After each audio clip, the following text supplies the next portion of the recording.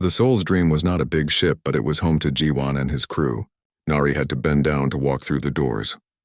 The ceiling was too low for someone her size. She moved carefully, still wearing the heavy chains. Jiwon led her to the cargo bay. It was the only place with enough room for her to stand straight. "Wait here," he said. He came back with tools to cut the chains. Nari watched him work on the locks. "You are making a mistake," she said. "Free Velkans are dangerous. That is what everyone says." "Are you dangerous?" Jiwon asked. "I do not know. I have been in chains for 5 years." The first chain fell to the floor with a loud noise. Nari rubbed her wrist where the metal had been. Her skin was dark in those places from the weight. "Why are you doing this?" she asked. "Because chains are for animals, not people." "I am not people. I am Velkan." "Same thing to me." Jiwon finished cutting all the chains. Nari stood very still, like she could not believe she was free. She looked at her hands. She moved her arms up and down. Then she took a deep breath. "I could kill you now," she said, but her voice was soft, not angry. "You could try, but you will not." "How do you know?" "Because you are not a killer." "I can see it in your eyes." Nari was quiet for a long time. "You know nothing about me, human." "Then tell me." Jiwon showed her to a small room next to the cargo bay. It had a bed, a desk, and a small bathroom. Everything was too small for her, but it was clean and private. "This is yours if you want it," he said. "You can leave at any port we stop at, or you can stay and work with us. Your choice." "Work doing what?" "Whatever needs doing. We carry cargo from place to place. Sometimes we need help loading and unloading. Sometimes we need extra hands when things break." "You would trust me with your ship?" "Trust is something you build over time, but everyone starts somewhere." That first week was hard for everyone. The ship was not made for someone like Nari. She hit her head on low doors. She could not fit in the crew dining room. She had to eat alone in the cargo bay. The other crew members were not sure what to think of her. Minho was the pilot. He was young and talked too much when he was nervous. He kept staring at Nari like she might explode. Sora was the engineer. She was small and quiet. She spent most of her time in the engine room fixing things. She watched Nari carefully but did not seem afraid. Hyun was the ship's medic. He was older than the others and had seen many strange things in his life. He was the first one to talk to Nari like she was normal. "Your people have interesting bone structure," he told her one day while checking her health. "Very strong. Built for fighting." "Fighting is all we are good for," Nari said. "At least that is what they tell us." "Who tells you that?" "Everyone. Our leaders, our families, other races. We are warriors or we are nothing. Seems like a waste." "You are clearly intelligent." Nari looked surprised. "Intelligence is not valued in females of my kind. We are supposed to be pretty and quiet and make babies." "Well, you are definitely not quiet," Hyun said with a smile. That made Nari laugh a little. It was the first time Jiwon had heard her laugh. Slowly, things got better. Sora made changes to some of the doors so Nari could walk through them easier. Minho stopped jumping every time Nari moved. Hyun started teaching her about human culture during his free time. Jiwon spent time with her too. He told her about Earth and why humans had come to space. She told him about her home world and what it was like growing up different from everyone else. "I was always too big," she said one night. They were sitting in the cargo bay looking out a small window at the stars. "Even as a child, I was taller than other girls my age. My parents were ashamed. That must have been lonely. Very lonely. I had one sister who was perfect. Small, pretty smart enough, but not too smart. She was everything I was not. Where is she now? Probably married to some important male making perfect children." Nari's voice was sad. "She stopped talking to me when we were teenagers. Said I embarrassed the family. I am sorry. It is the way things were. I do not know what I am now." 2 weeks into their journey, pirates attacked the Soul's Dream. Jiwon was on the bridge when the alarm started ringing. 3 small ships had dropped out of hyperspace and were moving fast toward them. "They want our cargo," Minho said. He was trying to change course, but the pirate ships were faster. "Get on the radio," Jiwon told him. "Tell them we are just a cargo hauler. Nothing valuable." But the pirates did not listen. They fired warning shots across the Soul's Dream's path. Then they fired a hook that grabbed onto the hull. They were going to board the ship. "Everyone get ready," Jiwon said into the ship's communication system. "We have uninvited guests coming." The crew grabbed what weapons they had. Jiwon had a pistol. Minho had a shock stick. Sora had a heavy wrench. Hyun had a medical laser that could hurt if you pointed it right. They waited in the main hall. The pirates cut through the outer door. 5 of them came through wearing armor and carrying big guns. They looked like trouble. "Everyone on the ground," the leader shouted. "We just want your cargo. Nobody has to die." Jiwan and his crew got down on their knees. The pirates spread out through the ship. 2 of them went toward the cargo bay where Nari was. They came back very fast. One of them was bleeding from his nose.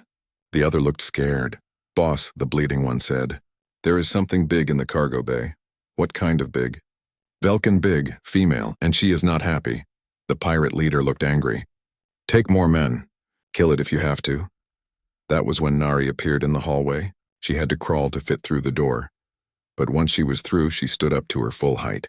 The ceiling was barely tall enough. The pirates looked up at her. She was not wearing armor. She did not have a gun. But she looked more dangerous than all of them put together.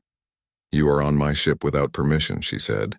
Her voice was calm, but there was something scary underneath it. "Your ship?" The leader laughed. "You are just cargo, beast." "Wrong answer," Nari said. What happened next was very fast. Nari moved like lightning despite her size. She grabbed the closest pirate and threw him into the wall. He hit hard and did not get up. The others tried to shoot her, but she was already moving. She ducked under one gun and kicked another pirate in the chest. He flew backward and crashed into his friend. The leader tried to run, but Nari caught him. She lifted him off the ground with one hand. "Your friends can leave," she told him. "You stay here until we reach the next port." The other pirates looked at their leader hanging in the air. They looked at their friends on the ground. Then they looked at Nari. "We are leaving," one of them said quickly. "Keep him." They ran back to their ship and disconnected from the Soul's dream. A few minutes later, they jumped to hyperspace. Nari put the pirate leader down but kept one hand on his shoulder. He was not going anywhere. "Well," Jiwan said, getting up from the floor. "That was exciting. Are you hurt?" Nari asked. She looked worried. "We are fine. Thanks to you." Nari looked embarrassed. "I should have asked before fighting on your ship. I was not thinking clearly." "You saved us," Minho said. He sounded amazed. "Did you see how fast she moved?" "Told you Velkans were built for fighting," Hyun said. But he was smiling. That night, after they had dropped the pirate at a police station, the crew had dinner together. For the first time, they made room for Nari at the table. She had to sit on the floor, but she was part of the group. "So," Sora said, "what other interesting skills do you have that we should know about?" "I can fix machines," Nari said. "My hands are big, but I'm careful with small parts." "Really? What kind of machines?" "Engines, computers, weapons. We learn these things as children in case we need to fight." Sora looked excited. "Want to help me with the hyperspace drive tomorrow? It has been making strange noises." "I would like that," Nari said. Jiwon watched his crew talking and laughing with Nari. A few weeks ago, she had been sitting in a cage waiting to die. Now she was part of his family. "Thank you," Nari said to him quietly while the others were talking. "For what?" "For seeing me as more than my size. More than what others said I was. You did that yourself. I just gave you the chance," Nari smiled. It was becoming easier for her to smile now. "I think I would like to stay on your ship if the offer is still open." "Always," Jiwan said. "Welcome to the crew." News traveled fast in space. Within a month, everyone in the trading networks knew about the human captain and his Velkan crew member. Some people thought it was funny. Others thought it was wrong. Jiwan first heard the talk when they stopped at Kepler 442b colony. The docking master looked at his crew list and frowned. "Says here you have a Velkan female on board," the man said. "That legal?" "She is a free crew member," Jiwan replied. "Same as anyone else." "Huh, never heard of a free Velkan before. Especially not a female." Word spread quickly through the colony. People came to the docks just to see Nari. Some pointed and whispered. Others took pictures. A few threw rocks when she was not looking. "They stare like I'm in a zoo," Nari told Jiwon that night. "Ignore them. People fear what they do not understand. Do you think I made a mistake coming here?" "No, but others might think so soon enough." Jiwon was right. 3 days later, a ship arrived from Velkan space. It was sleek and black with sharp edges. Military design. It docked far from the Soul's dream. The next morning, there was a knock on Jiwon's ship. He opened the door to find 3 beings in expensive suits. 2 were human officials from the Colonial Trade Authority, One was Velkin. Captain Park, the first human, said. I am Director Chen from the Trade Authority. This is Agent Kim. We need to talk. The Velkin was tall, but not as tall as Nari. He had the perfect proportions that Velkin society valued. His horns were small and neat. His clothes cost more than Jiwan's ship. I am Trade Minister Taman, the Velkin said. His voice was smooth but cold. I represent the Velkin hegemony in this sector. What can I do for you? Jiwan asked. But he already knew why they were here. You have something that belongs to us, Taman said. A female that was improperly removed from Velkin custody. Nari is a free crew member. I bought her legally. You bought livestock, Director Chen said. Human law does not recognize alien slaves as citizens. She is not a slave. Call it what you want, Agent Kim added. But this is causing diplomatic problems. The Velkin government wants their property back. Jiwan felt anger rising in his chest. She is not property. She is defective genetic material, Taman said, like he was talking about broken machinery.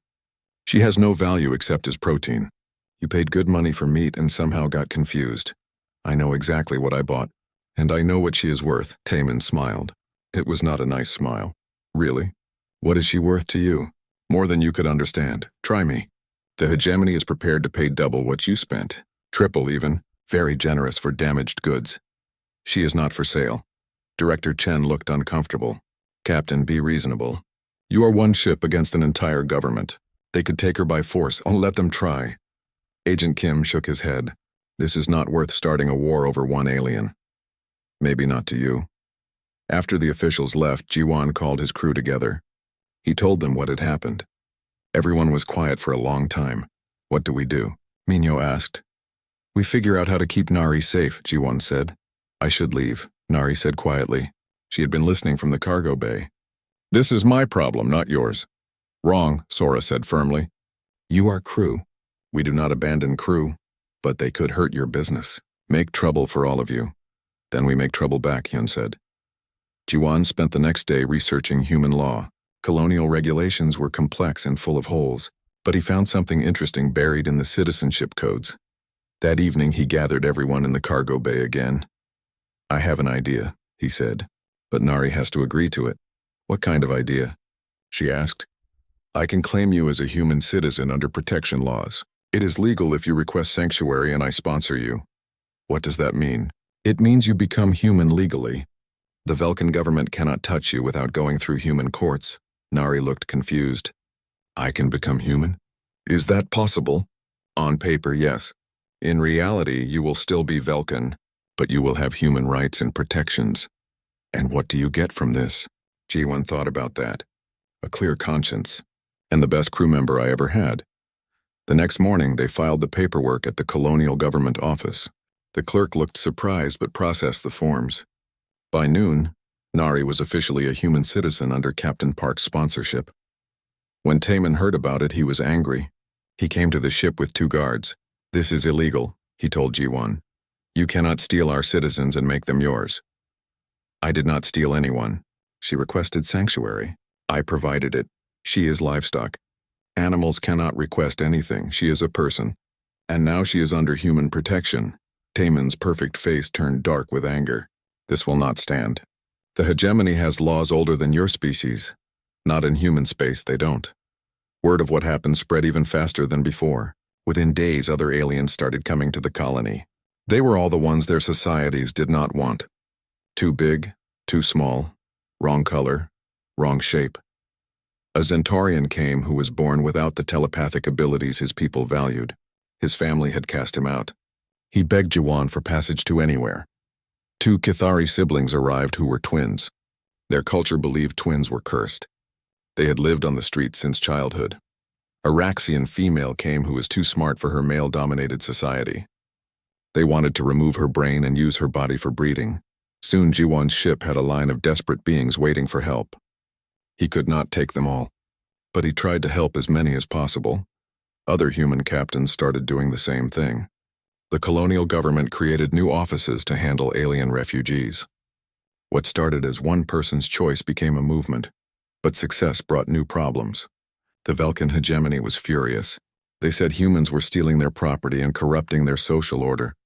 Other alien governments complained too. This has to stop, Director Chen told Jiwon during another visit. You are causing diplomatic incidents across 3 sectors. Good, Jiwon said. Maybe it will make them think about how they treat their own people. You do not understand the politics involved. Some of these governments might use force. Then we will be ready. Agent Kim looked tired. Captain, we appreciate your principles. But one ship cannot change the galaxy. Maybe not, but it can try. That night, Nari found Jiwon on the bridge. He was looking out at the stars and thinking about what came next. You could still change your mind, she said. Send me back and end this problem. Never. Why? I am just one person. Not worth all this trouble. Jiwon turned to look at her. Do you remember what you told me about feeling worthless? About being too big and wrong? Yes. Do you still feel that way? Nari thought about it. No, not anymore. Then it was worth it. And if helping you helped other people feel the same way, it was worth even more. The Velkan government will not give up. They will send more ships, more threats. Let them come. We have something they do not understand. What is that? People who choose to stand together instead of being forced to. 3 weeks later, a small fleet of Velkan ships arrived at the colony. Military vessels with serious weapons. They demanded that all Velkan refugees be returned immediately. The colonial government called an emergency meeting. Jiwon was asked to attend. This is your fault, Director Chen said. Now we have a military situation. No, Jiwon replied. This is their fault for treating people like garbage. What do you want us to do? Fight a war over aliens nobody else wanted. I want you to do what is right. The meeting went on for hours. In the end, the colonial government made a choice. They officially recognized alien refugees and promised to protect them under human law. When the news reached the Velkan fleet, their commander was furious. He sent a message saying this was an act of war, but the human colonial fleet arrived the next day. 12 ships with enough firepower to make anyone think twice. The Velkan commander decided to withdraw and report to his superiors. After the crisis passed, Jiwon found Nari in her workshop. She was fixing a broken cargo loader with tools Sora had modified for her large hands. How do you feel about being the cause of an interstellar incident? He asked. Confused, she said. 6 months ago, I was waiting to be killed for meat. Now governments are arguing about my rights. Strange how things work out. Do you think this will really change anything? For people like me? Jiwon watched her work. Her movements were careful and precise despite her size. She had found her place and her purpose. Change starts with one person deciding to do something different, he said. You were that person for me. Now maybe we can be that for others. Nari smiled and continued working. Outside the ship, more refugees were arriving every day. Each one had their own story of being unwanted or cast aside. But here they found something different. They found hope. The message came while Jiwon was sleeping. The ship's computer woke him with urgent beeping sounds. He stumbled to the bridge and read the screen. His blood went cold. A Velkan war fleet was coming. Not just a few ships this time. 20 vessels led by a battle cruiser called the Iron Fist. They would arrive in 6 hours. Jiwon called his crew to the bridge. When they saw the message, everyone got quiet. How many ships? Minyo asked. 20. Plus support craft, and we should run, Sora said.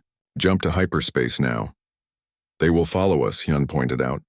Warships are faster than cargo haulers. Nari had been quiet, but now she spoke. I know that ship. The Iron Fist is Admiral Isul's command vessel. Friend of yours? Jiwon asked. She is my sister. Everyone stared at Nari. In all the months they had known her, she had never mentioned having a sister in the military. Your sister is an admiral? Minyo said, my younger sister.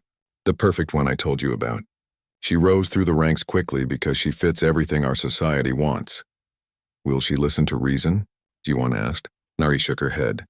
Isul follows orders always. If they told her to kill me, she will try. Even though you are family? Especially because I am family. I am an embarrassment that needs to be removed. Jiwon thought fast.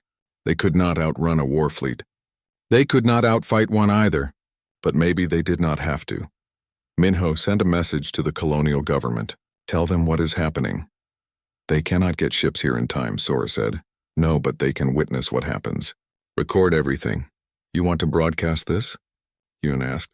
I want the whole galaxy to see how the Velkan hegemony treats their own people. While Minho sent the message, Jiwon called the colony's news networks. Soon reporters were setting up cameras near the docking bays. If the Velkans wanted to take Nari by force, they would do it in front of everyone.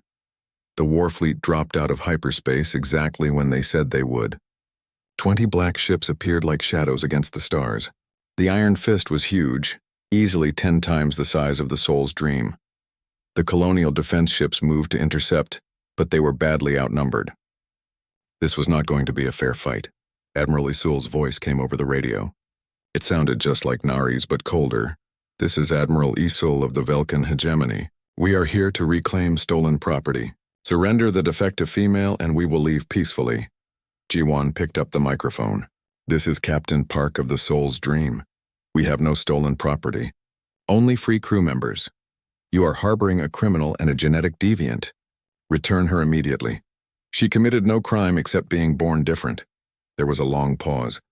Then Isul spoke again. I will give you 1 hour to consider. After that, we will take what belongs to us. The hour passed slowly. News ships arrived from 3 different networks. The colonial government sent more defensive vessels. But everyone knew it would not be enough if shooting started. With 10 minutes left, G1 made a decision that surprised everyone. Nari, I need you to talk to your sister. She will not listen to me. Maybe, but you are the only one who can try. Nari took the microphone with shaking hands. Isul, this is Nari, your sister. The response came quickly. You are not my sister. My sister died 5 years ago when she was sold as livestock. I am still the same person. No.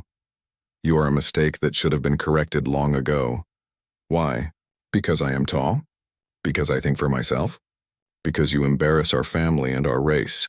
Because you make us look weak? Nari's hands were tight on the microphone. I make you look weak? Or do your beliefs make you weak? Enough talk. You have 5 minutes to surrender yourself. And if I do not, then I will destroy that human ship and everyone on it. He will still be dead, but so will innocent people. Jiwon could see the pain on Nari's face. She was trapped between protecting her friends and facing certain death. I have to go, she told him quietly. No, they will kill all of you if I stay. Then we fight. With what? We have 1 small cargo ship against a war fleet. Jiwon was about to answer when something unexpected happened. More ships dropped out of hyperspace. But these were not Velkan vessels. A mixed fleet of humans, Antarian, and Cathari ships appeared between the Soul's Dream and the Iron Fist. Some were military vessels. Others were converted cargo haulers like Jiwon's ship. This is Captain Martinez of the human vessel Liberty, a voice said over the radio. We are here to protect the refugee convoy. Refugee convoy? Isul sounded confused. More voices joined in. Captains from different species all saying the same thing. They would not let the Velkans take Nari or hurt innocent people. How many ships? Minyo asked, checking his sensors. 37 and counting, Sora replied. More are still arriving. Jiwon felt hope rising in his chest. Word had spread faster than he thought. Other people who believed in doing the right thing had come to help. But Admiral Isul was not impressed. You think a crowd of cargo haulers can stop a Velkan war fleet? Stand aside or be destroyed. Try it, Captain Martinez replied. But know that the whole galaxy is watching. The standoff continued for another hour. More news ships arrived. The story was being broadcast live across human space and beyond. Everyone could see what was happening. Finally, Admiral Isul made her move. The Velkan ships moved forward in attack formation. The defending fleet spread out to meet them. All ships, Captain Martinez said. Remember, we are not here to start a war. We are here to protect innocent people. The 2 fleets moved closer. Weapons powered up on both sides. It looked like shooting would start any second. Then something went wrong on the Iron Fist. Jiwon saw explosions along the ship's hull. The mighty battlecruiser suddenly lost power and started drifting. This is Admiral Isul, came a desperate voice over the radio. We have suffered critical damage to our main reactor. Requesting immediate assistance. The Velkan escort ships moved to help, but they were too far away. The Iron Fist was losing life support and would explode if not helped quickly. Soul's Dream to Iron Fist, Jiwon said into his microphone. We can help. Human vessels, stay back. This is not your concern. People are dying. That makes it my concern. Jiwon looked at his crew. Anyone object to helping people who just tried to kill us? Sounds about right for this crew, Yen said with a smile. The Soul's Dream moved toward the damaged battlecruiser. It was dangerous because the Iron Fist weapons were still working. But Jiwon had to try. Nari, he said, we might need your help with this. To save my sister? To save people, some of whom happen to include your sister. Nari nodded. I understand. They docked with the Iron Fist through an emergency airlock. The Velkin ship was in bad shape. Smoke filled the corridors. Emergency lights flashed red warnings. Nari led the way because she knew Velkin ship designs. They found the reactor room where Admiral Isol and her engineers were trying to prevent a complete meltdown. When Isol saw Nari, she stopped working. You came to gloat? I came to help. I do not need help from a genetic mistake, and your ship is about to explode. Your crew will die. I think you need help from anyone who can give it. Nari moved to the reactor controls. Her size let her reach components that the smaller Velkins could not. Her engineering skills, learned during years of exile, helped her see solutions they had missed. Working together, they stabilized the reactor. The explosion stopped. Life support came back online. When it was over, Isol stared at her sister. Why did you save us? Because it was the right thing to do. Even after we came to kill you? Especially then. Isol looked around at her crew. They were all alive because of Nari's help. The perfect sister had failed where the defective one succeeded. I do not understand you, Isol said quietly. You do not have to understand me, but maybe you can stop trying to kill me. The crisis was over, but its effects would last much longer. The whole galaxy had watched Velkins try to murder their own family member. They had seen a defective person risk her life to save the people who wanted her dead. Public opinion turned against the Velkin hegemony. Other governments questioned their treatment of genetic variants. Some Velkins started asking why size and perfection mattered more than character and ability. Admiral Isol returned to Velkin space with her fleet. Before she left, she sent one last message to the Soul's Dream. Sister, she said, I still do not agree with your choices, but I am beginning to question my own. As the Velkin ships disappeared into hyperspace, Jiwan found Nari in the cargo bay. She was sitting on the floor looking out at the stars. How do you feel? He asked. Confused, sad, hopeful, all at the same time. That sounds about right. Do you think anything will really change? Change is slow, but it starts with moments like this. When a defective person saves her perfect sister, when people choose to do what is right instead of what is easy. Nari smiled. Thank you, G1, for everything. Thank you for showing me what real strength looks like. Outside their ship, the mixed fleet was already breaking up. Captains returned to their normal routes carrying stories of what they had seen. The word would spread further, and somewhere in Velkin space, Admiral Isol was asking questions she had never asked before. 1 year later, everything had changed. The Soul's Dream was still a cargo ship, but now it led a small fleet of 12 vessels. They called themselves the Haven Fleet. Each ship carried refugees, supplies, and hope to places that needed them most. Jiwan stood on the bridge of his ship, watching 3 new vessels dock at Station Liberty. The station had been built in the neutral zone between human and alien territories. It was the first place in the galaxy designed specifically for people who did not fit anywhere else. Captain, Minho called from his station. We have a message from the Velkin border. What kind of message? It is marked urgent. From Admiral Isul. Jiwan took the communication pad. The message was short but important. Request meeting at Station Liberty. Have information about new refugee situation. Will come alone. It had been 6 months since Jiwan last heard from Nari's sister. After the standoff, Isul had returned to Velkin space. Nobody knew what happened to her there. Where is Nari? Jiwan asked. In the education center, Sora replied, teaching the new arrivals about their rights. Jiwan found Nari in a large room filled with beings from a dozen different species. Some were very small, others very large. Some had too many arms, others not enough. All of them had been cast aside by their societies for being different. Nari was explaining human law to a group of young Chithari. Her voice was patient and kind. She had become good at this work over the past year. The important thing to remember, she was saying, is that you have value exactly as you are. You do not need to change to deserve respect. A small Chithari child raised her hand. But my family said I was broken because I could not change colors like other people. Your family was wrong, Nari said gently.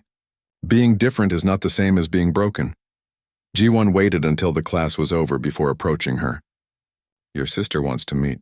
Nari looked surprised. Isul, here? She says she has information about refugees.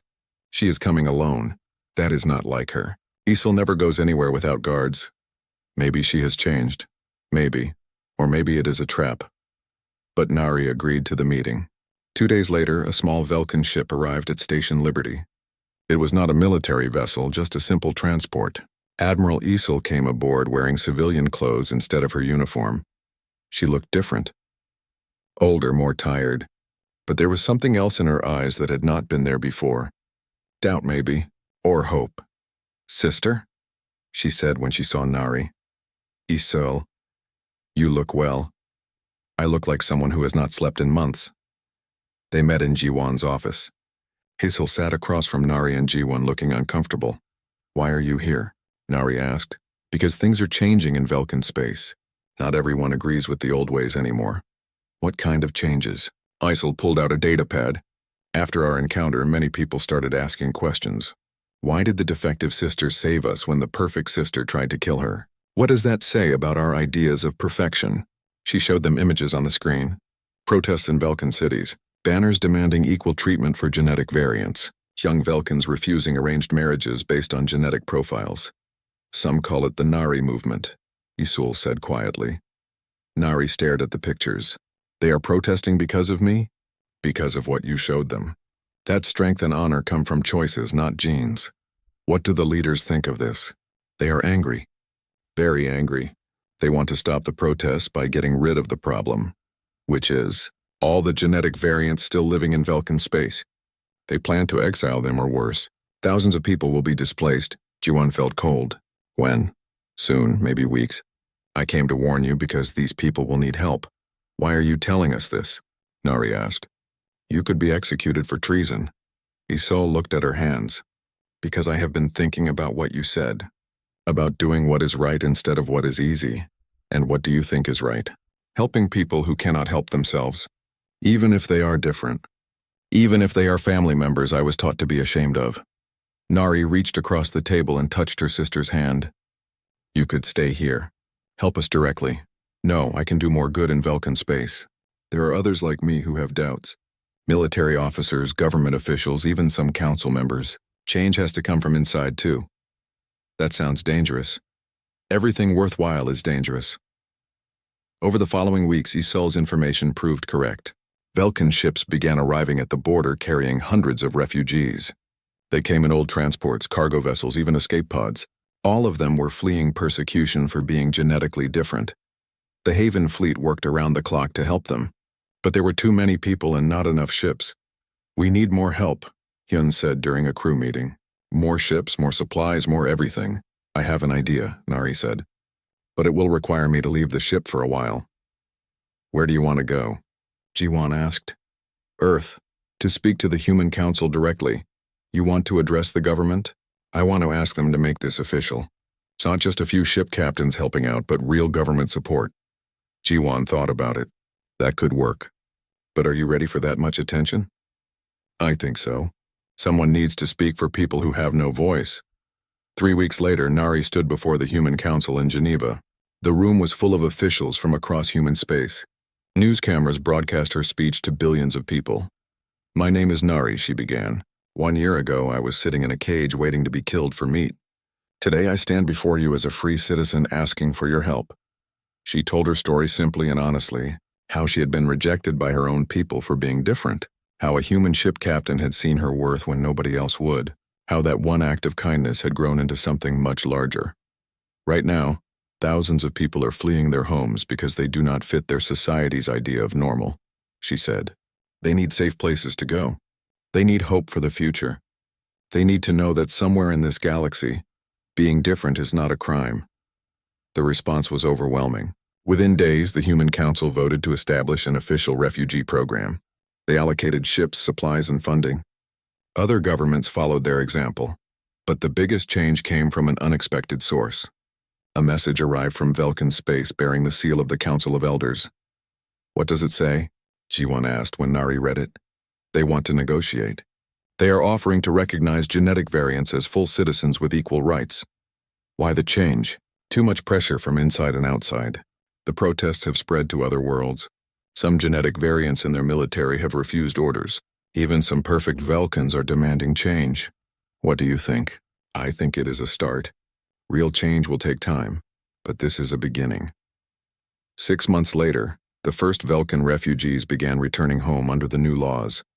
Not all of them chose to go back, but having the option meant everything. Nari decided to divide her time between different worlds. She spent part of each year in Velkan space working with the reform movement. The rest of the time she traveled with the Haven fleet, helping new refugees find their place in the galaxy. On the anniversary of her rescue from the meat market, G1 found her in the cargo bay where they had first talked. She was reading reports from 30 different worlds where refugee programs had been established. "Any regrets?" he asked. "About what?" "About that day I bought you from the livestock market. Your life would have been simpler if I had walked away." Nari laughed. "Simpler, yes, but not better, not meaningful. Do you ever think about what your life would have been like if you had been born the right size?" "Sometimes. I probably would have married some important male and spent my life making perfect babies. I would never have learned that there are other ways to live. And now I know that worth is not something other people decide for you. It is something you create through your choices and actions." Jiwan looked out the window at Station Liberty. Ships from dozens of species came and went daily. Refugees became citizens. Outcasts became valued members of society. People who had been told they were worthless discovered their true potential. "You know what I think?" he said. "What?" "I think you were never too large to breed. You were exactly the right size to change the galaxy." Nari smiled. "And you were exactly the right person to give me the chance." Outside their ship, the universe continued its ancient dance. But now it included millions of people who had found hope in the simple idea that everyone deserves a place to belong. That being different was not a flaw to be fixed, but a strength to be celebrated. The meat market where Nari had once waited to die still existed, but now it had competition from a dozen refugee processing centers where people were valued for who they were, not what they could be sold for. Change had come to the galaxy, one rescued person at a time. And it all started with a human captain who refused to walk away from someone in need. In the end, that made all the difference.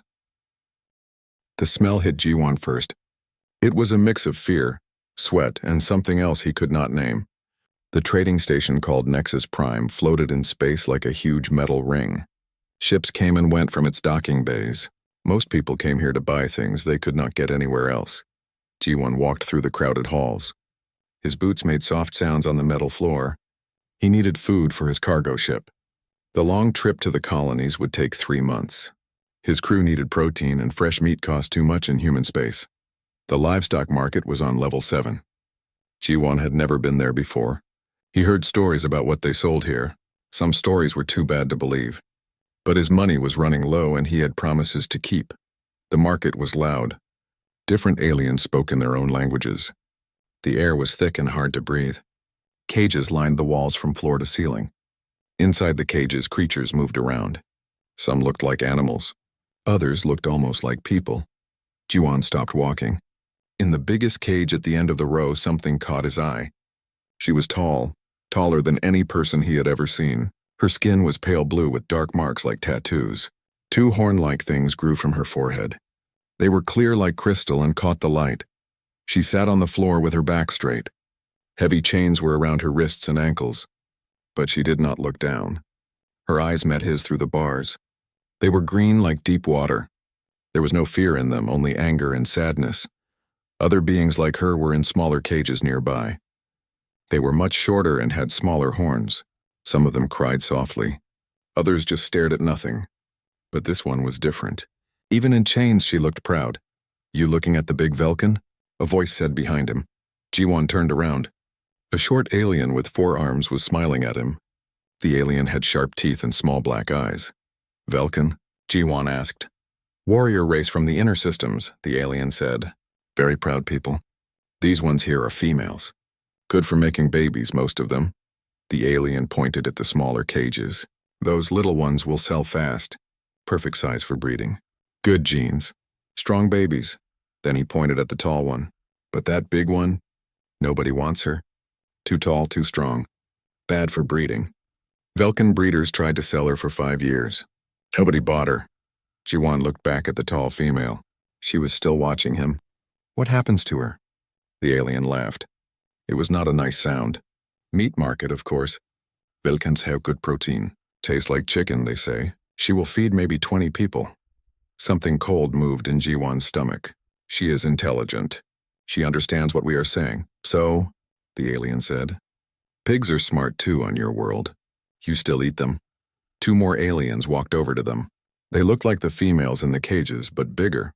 Male Velkins, Jiwon thought. One had scars on his face. The other wore expensive clothes. This human interested in our reject? The scarred one asked. Just looking, the 4-armed alien said. Told him she is going to meat processing. The well-dressed Velkin nodded. Waste of good genetics, but what can we do? She is too big. No male wants a female taller than him. Bad for family structure. How much meat? The scarred one asked. Maybe 300 pounds of good protein. Price per pound is fair this cycle. Ji-won listened to them talk about her like she was already dead. The female Velkin in the cage did not move, but her hands were tight fists now. When is the auction? Ji-won asked. The 4-armed alien looked surprised. You want to buy meat? I can get you better deals on processed protein. This one still needs killing and cutting. I asked, when is the auction? 1 hour, the well-dressed Velkin said. But meat buyers get better prices at the processing center. You sure you want live cargo? Ji-won did not answer. He walked closer to the big cage. The female was still looking at him. Up close he could see more details. Her face was thin but strong. The marks on her skin were not tattoos. They were natural patterns like fingerprints. What is your name? He asked quietly. She tilted her head. Then she spoke. Her voice was deep but soft. You speak Velkin? No, but this station has translators. She was quiet for a moment. I am called Nari. It means lily flower in the old language. Pretty name. Foolish name for someone like me. Flowers are small and delicate. I am neither. Ji-won could hear the pain in her voice.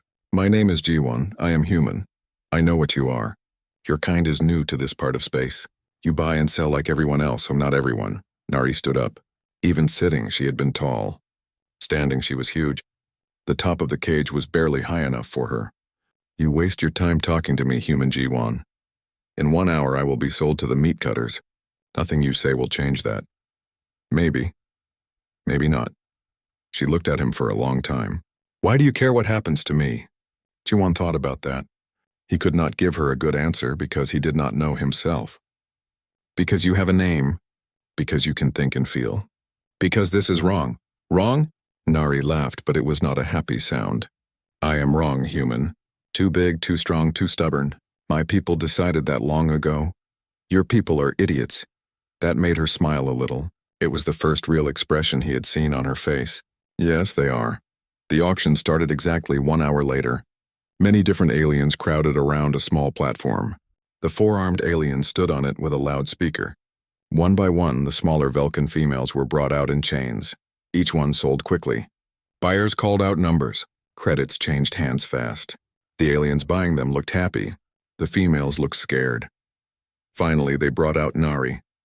She walked slowly but kept her head up. The chains made her steps short, but she did not stumble or look down. Last item today, the auctioneer called. Adult female Velkin. Excellent condition. Perfect for meat processing. Starting bid is 500 credits. 600, someone called out. 700 and 850. The price went up fast. Ji-won felt sick. They were talking about killing her like she was not even there. 1,000 credits, a new voice said. Ji-won turned to see a big alien with sharp claws. Need fresh meat for my restaurant. 1,100, another voice called. 1,500, Ji-won said loudly. Everyone turned to look at him. The restaurant owner made an angry noise. Human has no use for Velkin meat. You even know how to cook it. 2,000, Ji-won said. The room got quiet. That was more than most people would pay for meat. You sure about this, human? The auctioneer asked. This is live cargo.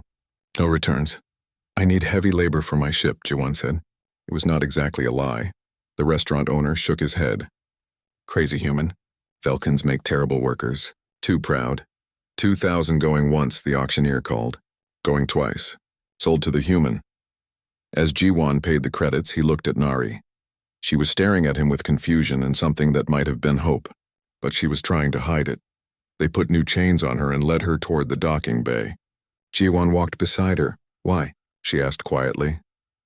I will tell you on my ship, he said. I do not understand you, human G1. That makes two of us.